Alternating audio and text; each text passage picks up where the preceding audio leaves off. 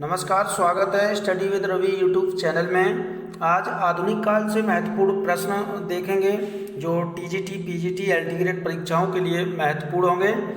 इससे पहले आधुनिक काल के भाग 2 करवा चुके हैं, तो ये भाग 3 है, इसमें महत्वपूर्ण प्रश्न हैं। तो चैनल पर पहली बार आए तो प्लीज़ चैनल को सब्सक्राइब करें और बेल आइकन जरूर दबा लें, और प्लीज़ वीडियो को लास्ट तक देखें, महत्वपूर्ण प्रश्न हैं। और एक बात और है, जो टीजीटी का प्रैक्टिस सेट करवाते हैं 125 प्रश्न बनाने में, टाइपिंग करने में टाइम लगता है और कभी कभी उसमें गलती भी हो जाती है। तो 1-2 प्रश्न में अगर कोई गलती हो जाती है तो आप लोग कमेंट में बता दिया करें। तो चलिए शुरू करते हैं। पहला प्रश्न है, हिंदी साहित्य में आधुनिक काल का नाम सर्वप्रथम दिया? रामचंद्र शुक्ल ने, हजारी प्रसाद द्विवेदी ने, या फिर डॉक्टर बच्चन सिंह ने, या फिर विश्वनाथ प्रसाद मिश्र ने? तो हिंदी साहित्य में जो आधुनिक काल नाम है वो दिया है सर्वप्रथम option number A, Ramchandra Shukla ने।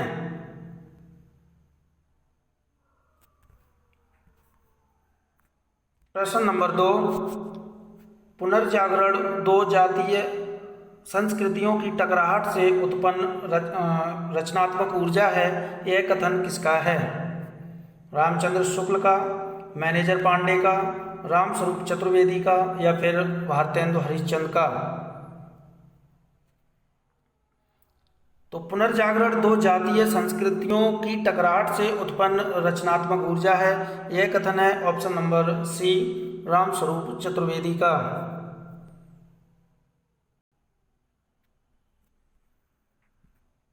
प्रश्न नंबर 3, मिश्र बंधुओं ने वर्तमान काल का नाम सीमांकन माना है? वर्तमान काल का सीमांकन माना है मिश्र बंधुओं ने। कब से कब तक माना? 1869 से 1888, 1866 से 1880, या फिर 1856 से 1889, या डी इनमें से कोई नहीं? तो इसका सही आंसर है ऑप्शन नंबर ए, 1869 से 1888 ये मिश्र बंधुओं ने वर्तमान काल का समय माना है। वर्तमान काल कहा है आधुनिक काल को, आधुनिक काल को वर्तमान काल कहा है मिश्र बंधुओं ने, और इसका जो समय है वो है 1869 से 1888 ईस्वी। और रामचंद्र शुक्ल ने माना है 1868 से 1893 ईस्वी, और इसका नाम दिया है प्रथम उत्थान।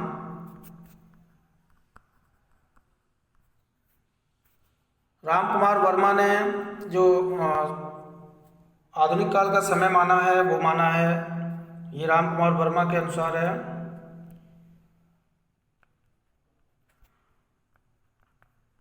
राम कुमार वर्मा ने माना है 1870 से 1900 ईस्वी, और इसका नाम दिया है आधुनिक काल।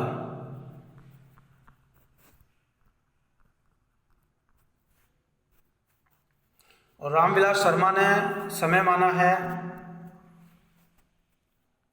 1857 से 1900 ईस्वी तक, ये रामविलास शर्मा के अनुसार है। और रामविलास शर्मा ने आधुनिक काल का नाम दिया है नवजागरण काल, नवजागरण काल। प्रश्न नंबर 4 है, राम रत्नाकर किसकी रचना है? गोपाल चंद्र गिरधरदास की, या फिर सरदार कवि की, या भारतेंदु की, या इनमें से कोई नहीं? तो राम रत्नाकर जो रचना है वो है ऑप्शन नंबर बी, सरदार कवि की। प्रश्न नंबर 5, वामा विलास किसकी रचना है? वैजनाथ द्विवेदी की, या महावीर प्रसाद द्विवेदी की, या रामदास की, या फिर डी सरदार कवि की?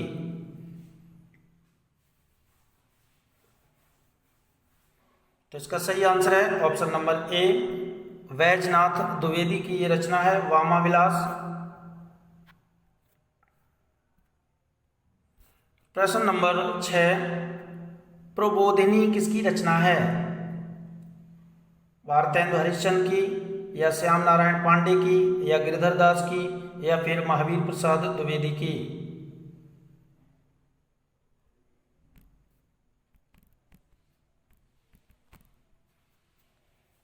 तो प्रबोधिनी जो रचना है वो है option number A, Bharatendu Harishchandra की। और भारतेंदु हरिश्चंद्र के जो महत्वपूर्ण संग्रह हैं वो हैं भक्ति सर्वस्व, भक्ति सर्वस्व, और प्रेम प्रलाप, प्रेम मालिका, प्रेम माधुरी, कार्तिक स्नान, प्रेम सरोवर, ये इनकी महत्वपूर्ण रचनाएं हैं। अगला प्रश्न है, भारतेंदु हरिश्चंद्र की समस्त रचनाओं की संख्या कितनी है? 165, 160, 175 या फिर 185?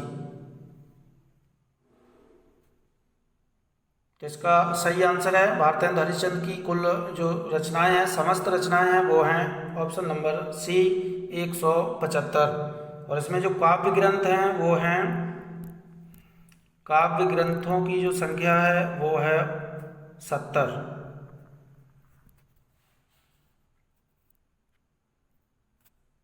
प्रश्न नंबर 8,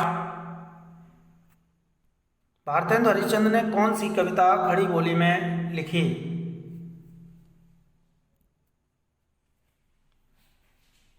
तो इसका सही आंसर है ऑप्शन नंबर ए, फूलों का गुच्छा, ये खड़ी बोली में है।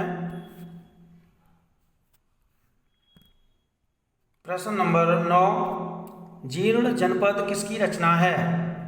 प्रताप नारायण मिश्र की, या ठाकुर जगमोहन सिंह की, या बद्री नारायण चौधरी प्रेमगन की, या फिर अंबिका दत्त व्यास की?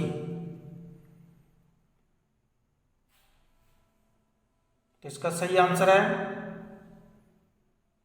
Option number C, Badri Narayan Chaudhary Premghan की ये रचना है जीर्ण जनपद।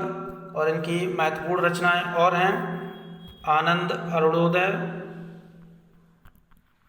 आनंद अरुणोदय, मयंक महिमा, मयंक महिमा, वर्षा बिंदु,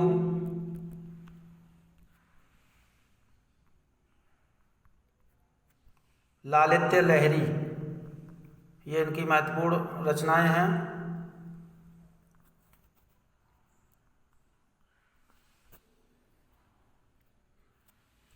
अगला प्रश्न है, श्रृंगार विलास किसकी रचना है? ठाकुर जगमोहन सिंह की, या फिर प्रताप नारायण मिश्र की, या बद्री नारायण चौधरी प्रेमगन की, या फिर राधा कृष्ण दास की?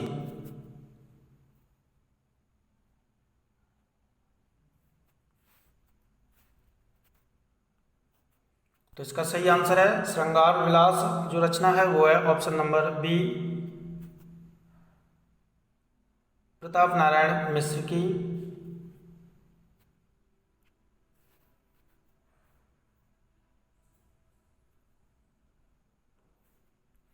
अगला प्रश्न है, इनमें से कौन सी रचना राधा कृष्ण दास की है?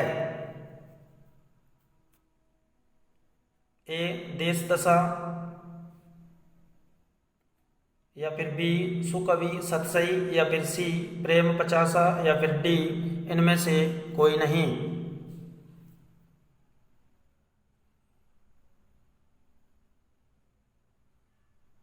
तो इनमें से जो राधा कृष्ण दास की रचना है वो है ऑप्शन नंबर ए, देश दशा। तो बाकी ये दोनों जो रचनाएं हैं वो हैं अंबिका दत्त व्यास की, अंबिका दत्त व्यास।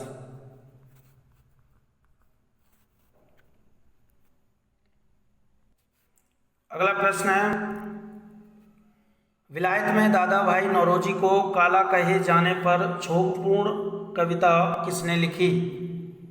प्रताप नारायण मिश्र ने, प्रेमगन ने, या फिर ठाकुर जगमोहन सिंह ने, या फिर भारतेंदु हरिश्चंद्र ने?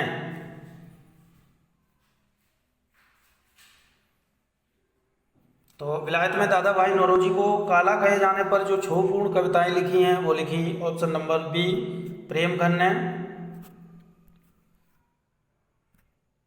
प्रश्न नंबर 13, नवभक्तमाल किसकी रचना है?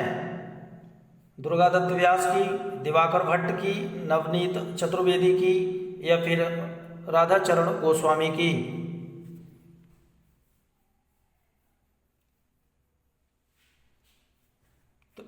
तो इसका सही आंसर है नवभक्तमाल जो रचना है वो है option number D, Radhacharan Goswami की।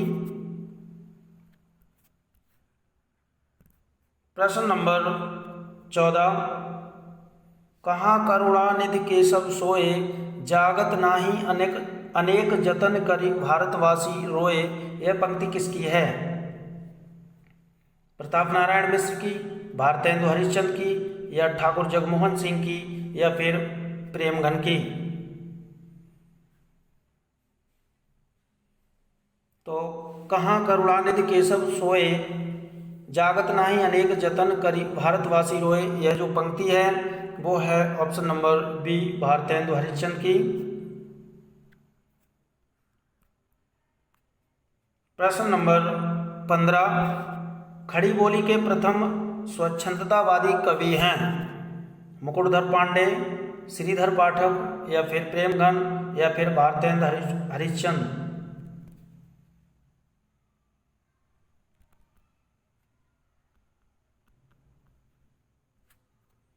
तो इसका सही आंसर है ऑप्शन नंबर बी, श्रीधर पाठक। प्रश्न नंबर 16, हरिऔध की रचना वैदेही वनवास का प्रकाशन वर्ष है? 1937, 1914, 1941, या फिर 1943?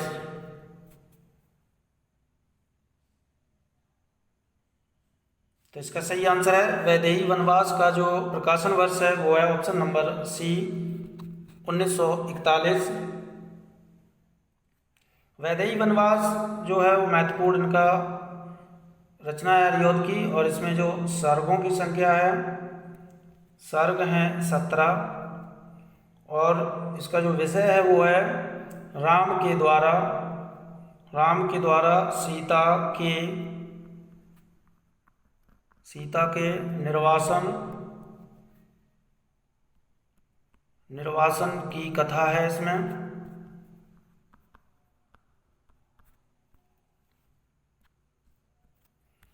प्रश्न नंबर 17, श्रांत पथिक किसकी अनुदित रचना है?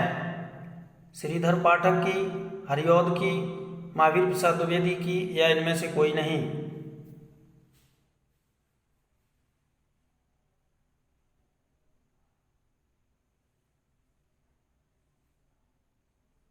तो इसका सही आंसर है श्रांत पथिक जो अनुदित रचना है वो है ऑप्शन नंबर ए, श्रीधर पाठक की।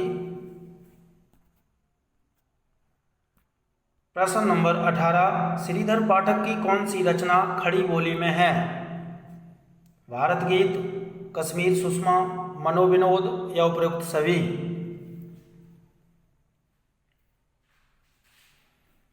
तो इनमें से जो श्रीधर पाठक की रचना खड़ी बोली में है वो है ऑप्शन नंबर ए, भारत गीत। इसका प्रकाशन वर्ष है 1928 ईस्वी।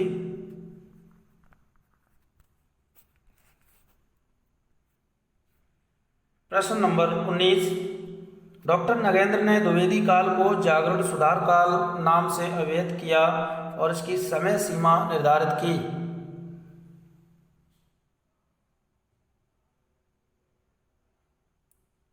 तो जागरण सुधार काल की जो समय सीमा है डॉक्टर नगेंद्र ने निर्धारित की वो है ऑप्शन नंबर ए, 1900 से 1918 ईस्वी।